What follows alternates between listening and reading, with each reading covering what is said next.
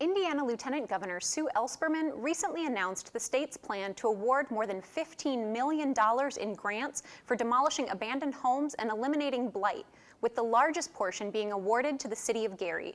This week, city officials shared their plan for the funds and explained just how far the money could go in a city with thousands of abandoned properties.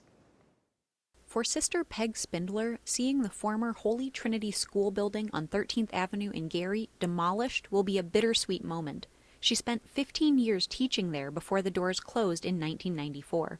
Sister Peg now serves as executive director of the Sojourner Truth House, a community resource center next door to the shuttered school. We've been doing great work in the city, trying to, one family, one woman at a time, trying to get people off the street and stably housed.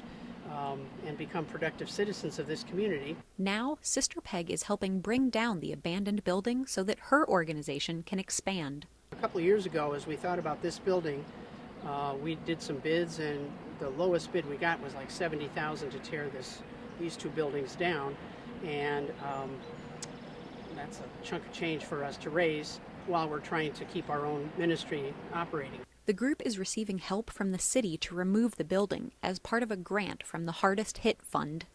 That'll be a huge help, a huge step towards our dream here. The Hardest Hit Fund is a federal program designed to help communities in 18 states stabilize neighborhoods which were affected by the recession and housing crisis. We are honored and humbled to have received $6.6 million. The state has set aside the money for not only the demolition of homes, but also acquisition of those homes and the title search, the entire process through those steps. And we also have funds for up to 3 years of maintenance on those lots. The money will be used to demolish 379 homes and possibly more if bids come in under estimate.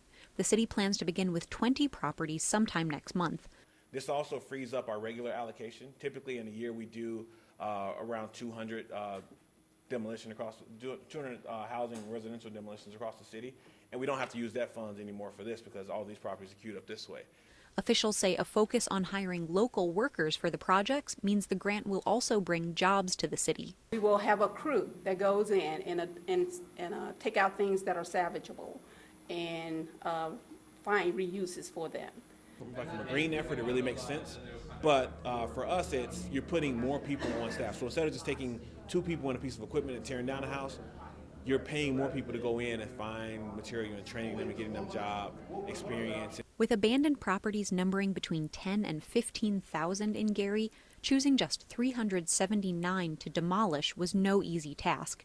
The city decided to focus its efforts on larger properties and ones near occupied homes. We all know that blight is very contagious, and to the extent you can eliminate 1 or 2 blighted properties on an otherwise healthy, stable block, it eliminates a pretty powerful disincentive to maintain your property. We are targeting those neighborhoods that if you take away 1 or 2 homes, then you've got a stable neighborhood. You're raising the property value for those folks who are still there.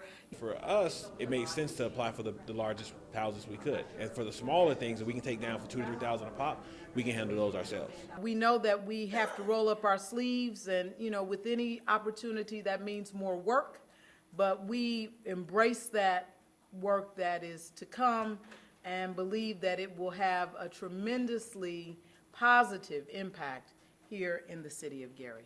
We're proud to be able to be some kind of a little tiny catalyst in the whole renovation or revitalization of the city.